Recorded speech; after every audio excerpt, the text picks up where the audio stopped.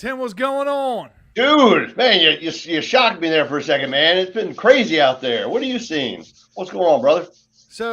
Tim, we always talk before the podcast, like, what are we going to talk about this week? And Yeah. Tim posed this question: why aren't people buying houses anymore? So I'm like going through, thinking of all these things. Searching the inventory, searching the Google, right?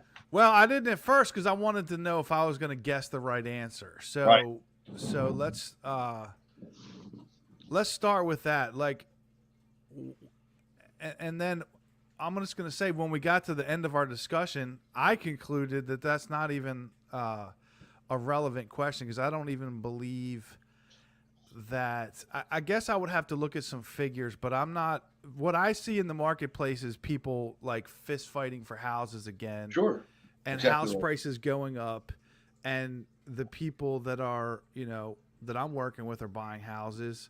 Yep. So I guess there's probably a figure somewhere, because when I popped this up, it kept saying, like, why aren't millennials buying houses? Why are Gen Z not buying houses? I don't know if there's a trend in renting where like a higher percentage of the population is renting, because again, I'm just sort of like maybe even disagreeing with the premise, but I would say let's just go off the premise of, if people weren't buying houses, or the people that don't buy houses that normally would buy houses, what would be the Right. reasons why they're not buying houses? All right, so let's start there, right? Ready, Brian? Yeah, let's go with that. Cash to close.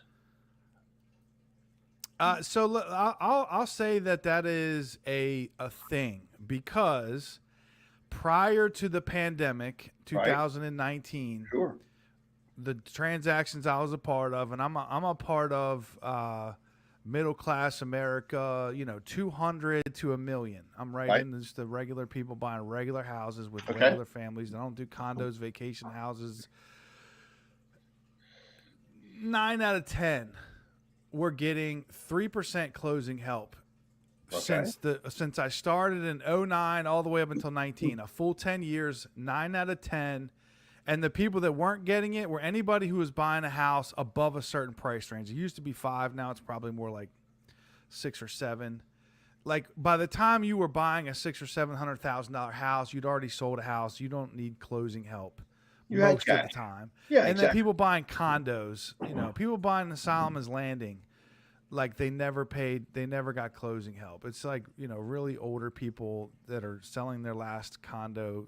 Right. Really older people who had it. Other than that, okay, now fast forward 2019. It's 9 out of 10 pay their own closing costs. That's correct. That's true. That's true. But I don't think cash to close is holding back buyers. I will tell you. So here's the thing, man. Like, you and I are working on a deal right now. Yep. They were not necessarily properly appreciative of how much it was going to actually cost. And they were working with another lender, and I had to bring them over to the Tim Murphy team. Right. And, they were kind of going around, and, they had their down payment money together, and I'm starting to they're having a conversation with them, and I'm bringing them along. You don't want to just run into somebody and say, hey, we're switching lenders. You gotta respect the relationship first of all. I don't steal people. Very true. Very true. Tim ended up getting them a better rate and lower closing costs. But just to the point, Tim, they didn't realize this was a $600,000 house, and Howard County closing costs are more like three and a quarter, 3.5. Actually, even up a little higher. Actually, yeah. That's a lot of money, man. We're talking over $20,000. Sure. On top of their down payment, and that's money that, like, it doesn't go pay down the principal. It doesn't get you a better rate. It doesn't do anything other than, and that doesn't even include this new thing. Tim and I were discussing the other day, and this is some inside baseball, but like, prior to the pandemic or prior to this higher interest rate situation, people would get mortgages and not have to pay points. and now it's they do. I don't want to get into the whole reason why. That's another But just story. getting a mortgage costs more money. Yep, it does. But I don't believe cash to close still is a factor, Brian, because you know what? It is a factor. It It's might a not factor, be but it's the not factor. the major factor. Right, correct. Especially with 100% financing out there, especially with down payment assistance, And we still are USDA, getting VA. closing cost help in some situations. I Or would say like right. 400,000 and under, houses that don't have multiple offers. Even the ones that do have multiple offers, a lot of times we're still able to work it. You know what I mean? Right. Like we'll just raise the sales price 20,000 and ask for 15 or something like that. Well, and I want to bring that up. This is a really good point. So the house we just talked about, where I think the ending price was 598, right? Yeah. The appraisal came in at 612. So most Wow. likely, what are we going to do, Brian? We're going to raise the Roll in some price, closing costs. roll in some closing help. But that's my point. I knew I got them a deal. I knew I got them a deal, and they just they were having a hard time getting behind me on it. I'm telling you, that house is actually worth 7 with just a little bit of work. That's fantastic news, by the way. So number one, cash to close, not the major reason. Okay. Do you think it's credit? No. The credit standards have remained the same since 2009 when I started. Actually, it may have gone up or down it's fraction. going down a little bit. Dude, you can look, if you really do it right, and this is totally insane, and I probably shouldn't say this, but FHA loans go to 500 with 10% down. I did not know that. VA loans go to 500 with a little money down. So my point to you is, look, what's the interest rate at 500 credit? That would be worth a podcast. Look, the question isn't what's the interest rate. The question is I'm getting a home. So okay, all right. So it's not credit. It's not credit. Yeah. What is it? Yeah. Now, what's another theory? Another theory says inventory. Yeah. So and this is what. So just to kind of fast forward, that's the answer that pops up on the internet. But do you think it's right? I do not. Mm-mm. I do not. So possibly in some situations, I can say it like lack of hurdle. Lack of inventory. In some markets for sure, because our friends that we're discussing were looking at houses that started to look like another state where they were doing open house. They were only showing how, like, they'd put the house on the market and they would only allow showings on Saturday and Sunday between 2 and 4, and they would do these, or 12 and 4, and they would have these this open huge houses. Line of cars and people. There was like a line of cars. There was 10 to 15 families in the house at all times. I walk in the front door. The real estate agent's standing there. She's like, "We got 5 offers already, and it's been on the market now for like 4 hours." Yeah, and it's like, well, how are you going to win in that situation? So lack of inventory might be a situation where it's like lack of houses that I can actually buy. Right. Is that what that means, or just lack of houses for sale? I think lack of houses for sale, and now you flipped into the number 4 reason, right? Affordability.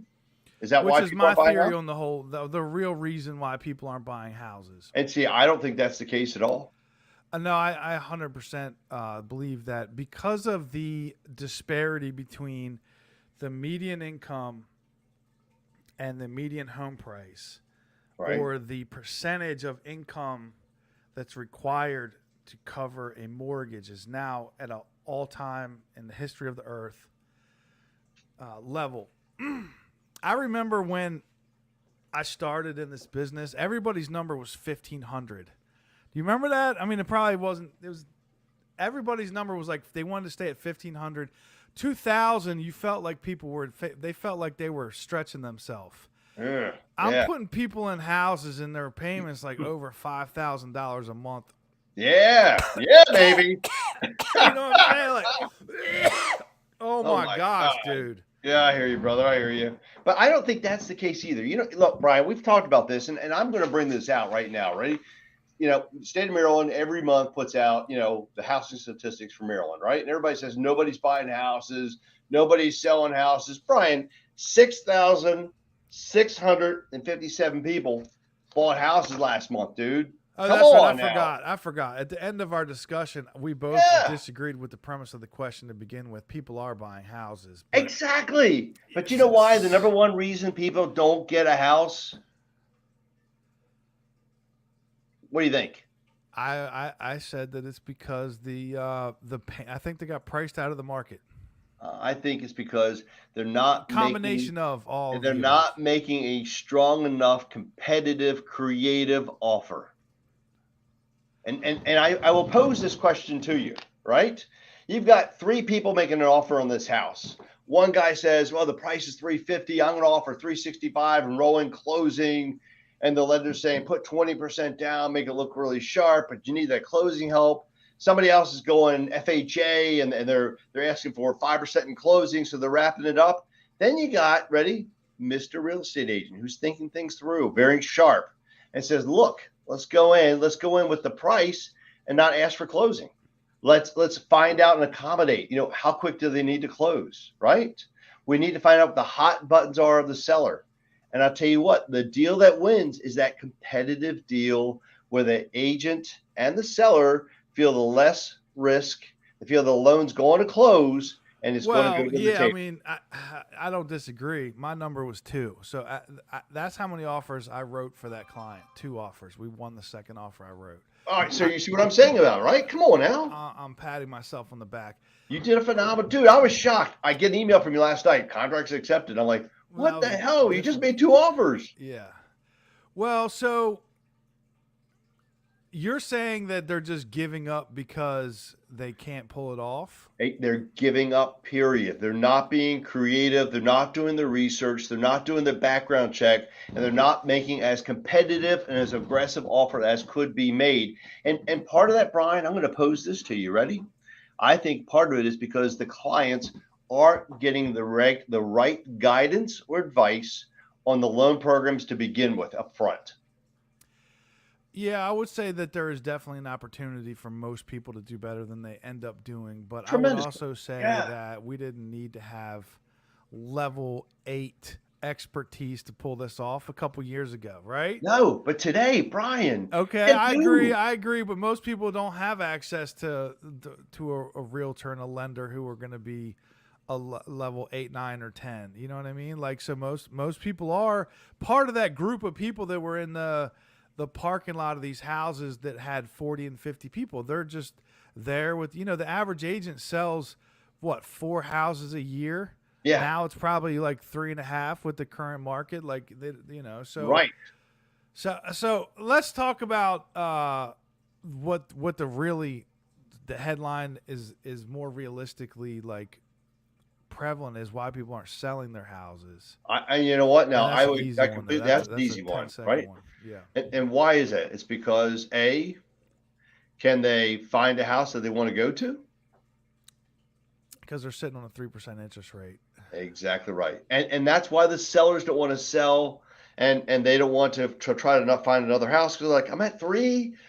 My mortgage payment is $2,000. Brian got me under the loop, and Brian showed me the $600,000 house. I'm going to net $150,000, but my payment's going to be $5,000. Brian, how am I going to be able to afford that, man? Right. Yeah. So that's what it is key. Across the board. Across the board. So how do you convince those clients to sell? Don't give up, man. You know the story. Come on now. I don't. So here's the thing that I've learned in real estate, and I don't think, except for buyers who think that it's harder to buy a house than it actually is. Other than that, I don't think you can talk people into buying or selling a house most of the time. Like, so I don't Brian, even bother. You and I both had a client just recently settle. And in fact, they sold their house in one county, bought a house in another county. You know what I'm talking about, right? No. Basically, yes. Same price, right? Yeah. They sold a house and they bought a house at the exact same price in a different area. At different, higher interest rates. Oh, yes. And they were motivated because the wife wanted to be closer to work. That was huge, right? That's a driving factor. But their payment, Brian, went up higher. I know, but that's my whole point. Neither one of us talked them into that, though. It wasn't like they were Nuh-uh. like, We didn't talk them into it, but we gave them the proper perspective. Now, let me kind of paint the picture of this way. You presented the fact that they're going to get top dollar for their home. they Brian, did. you got top dollar. They netted a pretty piece. So look at this perspective. We netted a top dollar, number one, and then we turned the perspective around and said, look, let's look at this picture from the perspective of don't just slam all the money back into the home. What did we do? Paid off some debt. Yeah, we paid off a big chunk of debt that made that increase in mortgage payment offset, number one, right? Yeah. Number two, we left a big chunk of money set aside for emergency reserves, which they never had. So these people have never been debt free and they've never had emergency reserves. The wife is going to be in a better job, a better location, closer to work. So a much more secure environment, right? Yeah. It was a brand new home.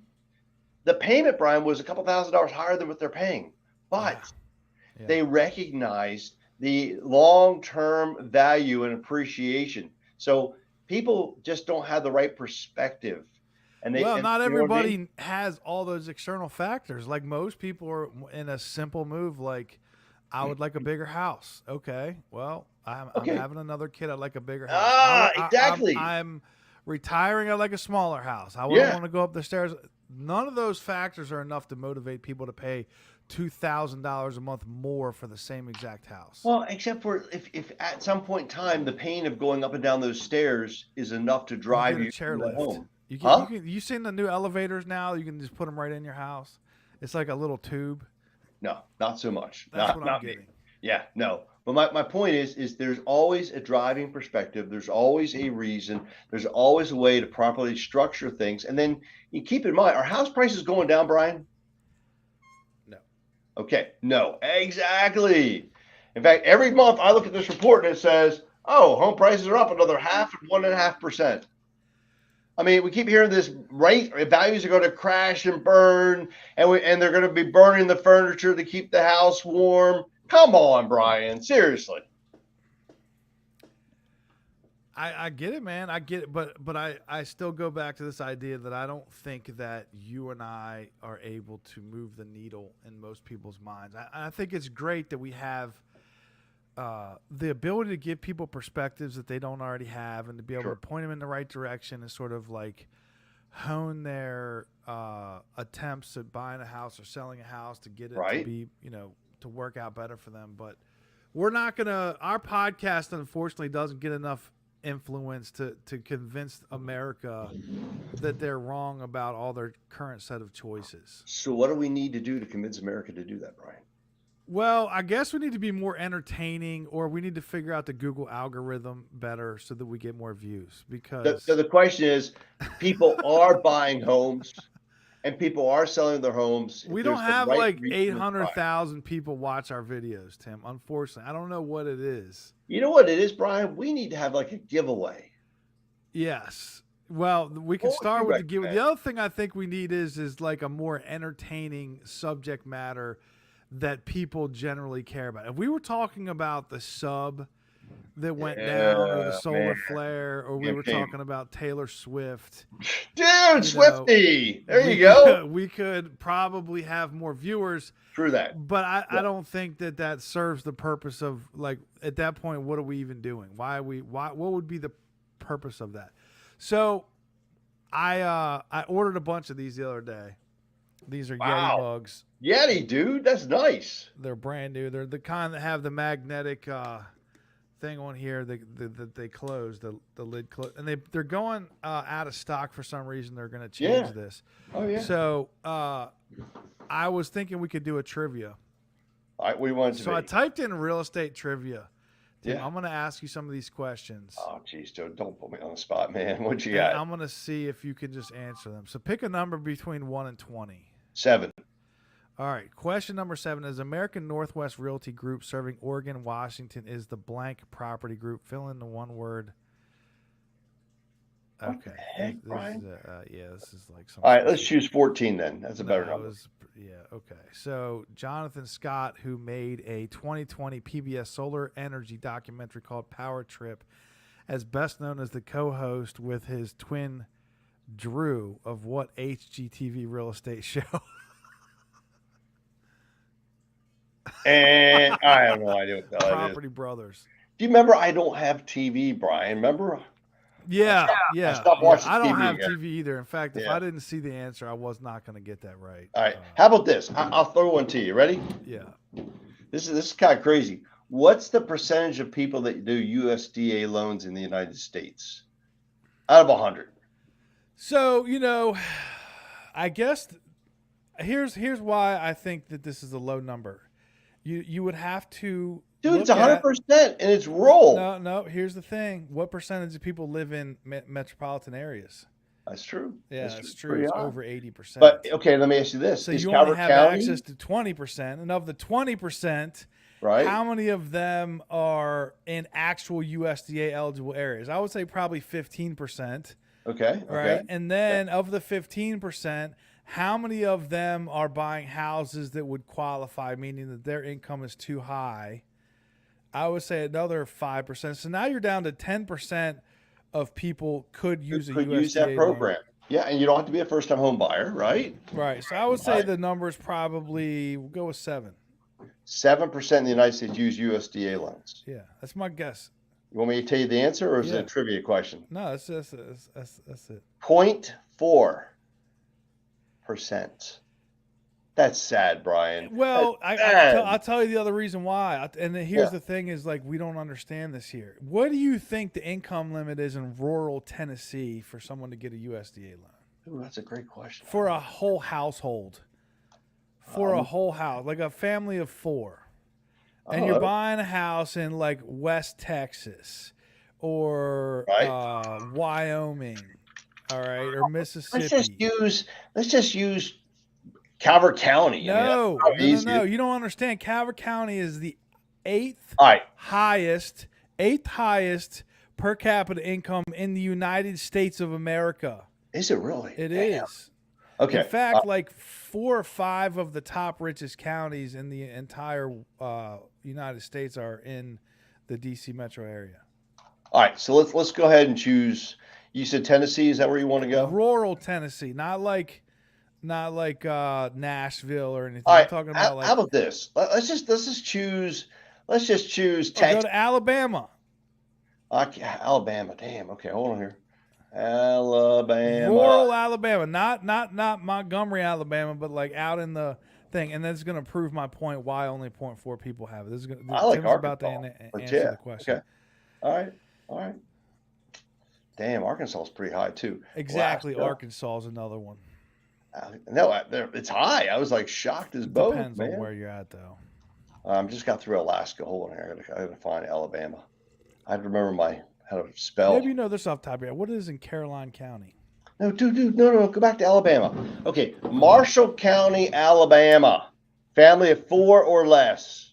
Marion County. That's tough market. 4 or less. What's the maximum income for USDA? 103,500. See, I don't know, man, because back when I was doing this, in the day, you'd see them at like 40,000. That's my point. It's changed, Brian. Like a family of 5 or more, it's 136,600. And by the way, that's for just about that's the entire county, entire state of Alabama. What is it in Caroline County? I gotta go to Maryland. But my point is, and by the way, these change. These are getting ready to change and go up again. Okay, they go up with this week coming up. They're supposed to come out. Are they going to put the Ranch Club in there? Take them out? No, dude, no. Ranch Club is North Beach it's and secure, Chesapeake Beach. man. They were going to cut them out of the map at one point. They would never do such a thing. Caroline County. How much do you think it is for Caroline County? Family 4 or less. 84,000. $121,350. Don't tell me that USDA is not appreciated. Seriously, that's unreal. That is unreal. Oh, you're right. So it is. And so my point, and by the way, it all changes, okay, in the next couple of days. It normally comes around the middle of June, should be coming out shortly.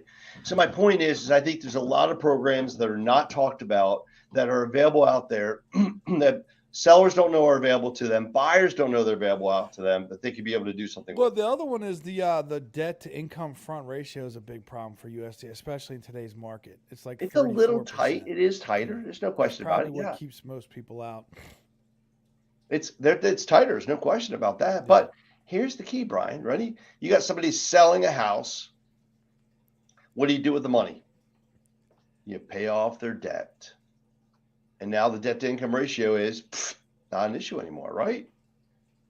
So that's my point, Brian. I think there's options out there. I think it comes down to perspective. I think it comes down to how people utilize their income and how people approach the purchase or sale of a home. And when I say the number one reason people aren't buying homes, dude, people are buying homes, Brian. They are. It's all in the perspective, man. It really is. All right, man. You good? All right, so here's their last question. How do I get my Initially, Yeti mug? I'm gonna have to come up with something else. I'll put it in my email. There you go. If you haven't subscribed to my email, shoot me an email and I'll put you on my list. There you go. I'm gonna give away a Yeti mug every week. Initially constructed as a temporary advertisement for a local real estate development, 2023 will mark the 100th anniversary of the construction of what famous 9 letters? Shit. Sorry. July 13th, 2023, initially constructed as a temporary advertisement for a local real estate development. 2023 will mark the 100th anniversary of the construction of what famous 9 letters? Oh, I don't know, man. Hollywood. Ah, very cool, man. I do like So that. I brother. didn't even know that. That I sign didn't was know that put up either. there to advertise Temporary. a real estate development. There you go, man. It's all in your perspective, Brian. That's all it comes down to. All right, man. You good? All right, Tim. All right, brother. I appreciate you, brother. Thank you, man. Talk to you soon, man. Have a good one. Bye-bye.